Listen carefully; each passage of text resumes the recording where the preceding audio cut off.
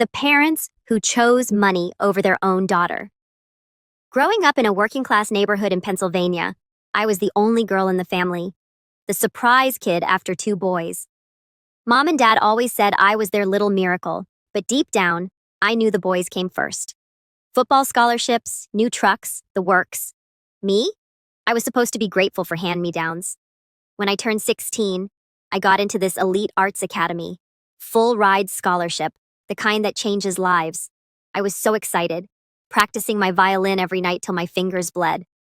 The night before I was supposed to accept it, I overheard them in the kitchen. Dad's voice. The academy wants 20 grand up front for housing. We can't swing that. Mom sighed. But the boys need new gear for college. And that truck for your oldest. Then the kicker. Dad said, she'll be fine at community college. She's talented. But let's be real. Art doesn't pay the bills like engineering does for the boys.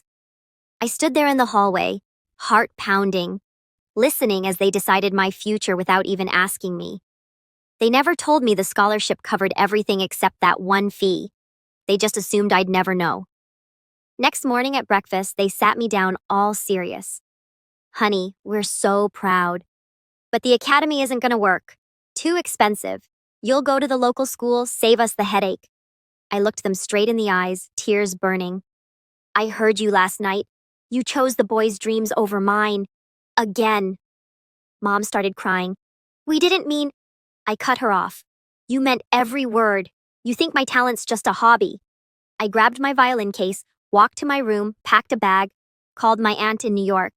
She said, come stay with me, kid. We'll figure it out. I left that day. Didn't speak to them for 2 years. Worked odd jobs, played gigs, scraped by. But I made it to that academy on my own terms. Graduated top of my class, now touring with a professional orchestra. They tried reaching out last Christmas. Flowers, apologies. We were wrong. I sent back one photo. Me on stage at Carnegie Hall. No note, just the picture. Sometimes people ask if I forgive them.